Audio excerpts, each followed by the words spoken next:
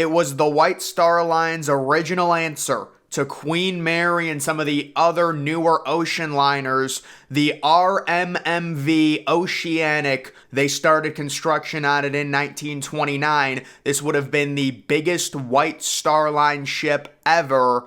Unfortunately, it never got completed.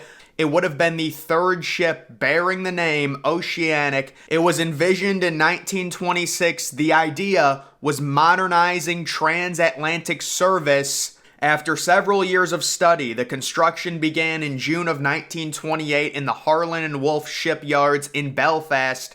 However, the work was carried out at a slow pace and ceased completely in June of 1929, probably because further studies relating to propulsion were needed. The Great Depression, which began that same year, had a massive effect on the White Star Line, and the massive RMMV, which stands for Royal Mail Motor Vessel, was completely scrapped. Now, I'm going to go over this design.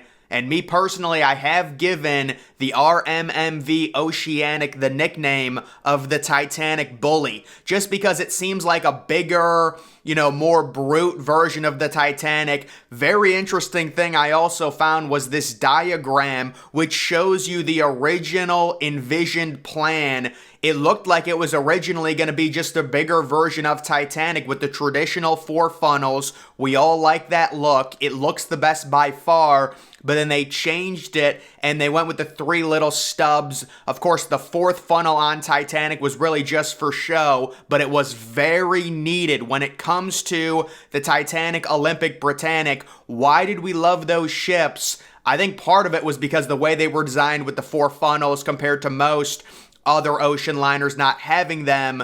The Oceanic, while being bigger than the Titanic, the other thing you'll notice about this design that intrigues me, it kind of has that cruise ship look. It's like almost a hybrid. It's like a hybrid ocean liner / cruise ship.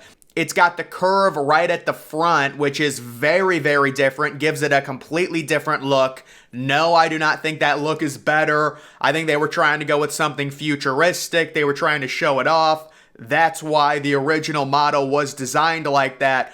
Unfortunately, it was only like a year into construction, so there was really no interior photos of this or even designed. I was trying to look for some different ones, but believe it or not, when it comes to the White Star Line, this would have been their biggest ship ever, their biggest ship planned, dating all the way back in the early 1920s. And what's interesting with the RMMV Oceanic is just, you can see the Titanic in it. It doesn't look exactly like it, but you can see the White Star Line, that early 1900s design. It is so beautiful. And then you also do have the partially enclosed top deck. What would that be? The A deck promenade.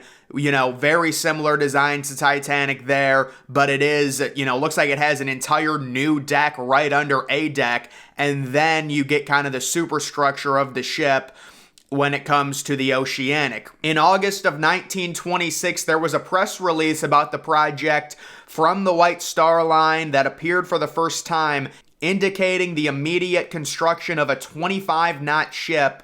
The ship then, according to press releases, was to be a profile close to that of the Olympic-class vessels. In April of 1927, construction of a fleet-mate Britannic began in Harland and Wolff. Britannic was a smaller version of the proposed liner, but was of similar design. However, it was not until June 1928 that a contract was signed to build the proposed liner, construction beginning 10 days later. And this is a photo of the Oceanic's original design from a postcard. The reason it was given the name Oceanic was in reference to the very first liner that was put into service by the company after its purchase by Thomas Ismay in 1871. Estimates gave the length over 300 meters, 60,000 gross register tons, and a cost of around 3.5 million euros, making it the largest liner ever built and the first to exceed the symbolic 1,000 foot mark. Construction of the ship's keel began with great fanfare. 10 days after the contract was signed, the only existing plans of the ship remained sketchy and only allowed for understanding the general arrangement, but they did give an idea of the capacity of the liner. It would carry 722 passengers in first class, 464 in second, and just around 1,000 in third, and also had 240 interchangeable seats between first and second class, similar to the original Titanic, Britannic, Olympic model. So that was really the only thing I could find on the interior. And for reference, I guess theoretically you would call this Oceanic's, long lost sister, the MV Britannic, which was a transatlantic ocean liner that shared the same name of the SS Britannic, launched in 1874, and the HMHS Britannic, famously the hospital ship that sank just 9 months after it began service. But you can see the design of it. This is roughly what the Oceanic would have looked like, just a bigger version of it, and probably slightly better in terms of the overall design. Just looking at this, I do think it looks very clunky. It looks like there's too much going on, in my opinion. This is the MV Britannic. It's not the Oceanic. The Oceanic would have had an extra funnel and it would have been longer, but this is the same type of model. It does not compete with the RMS, Titanic, Olympic, Britannic, in my opinion. Honestly, a lot of this has to do with the funnel design. And also another thing that I don't like, I really don't like all those windows right below the boat deck, how those windows are in comparison to the RMS ships. Also, you do have kind of a weird little opening probably on C deck. That just looks really bad to me. I know it was probably a cool thing for the passengers. It's kind of like that idea of the Britannic. If you look at the Britannic stern, they added another section, like an open air section for third class, and the idea makes it more exclusive and gives it a big upgrade. But when you look at it aesthetically, the Britannic to me looks worse than the Titanic and the Olympic because of that feature. It makes it just look worse, but theoretically it is an upgrade.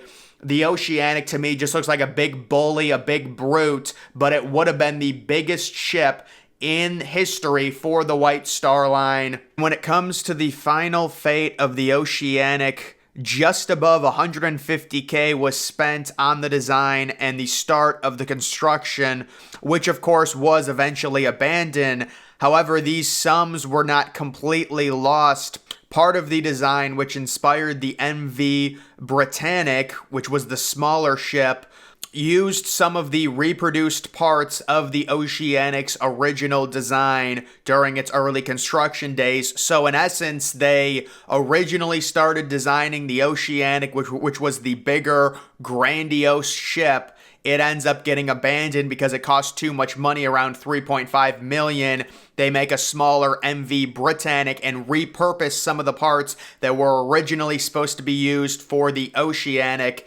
That's how that whole situation happened. Also, a few other ships were used kind of when they scrapped the original early construction of the Oceanic, which unfortunately, when you look at the design, it never got built to this day. The closest variation was the MV Britannic. But guys, just kind of wanted to talk about Titanic's little bully there with that ship. Very brute ship. Don't love the design, but nonetheless, very interesting. That's going to do it for this video. Make sure you're following me on Twitter. Link to that's always in the description.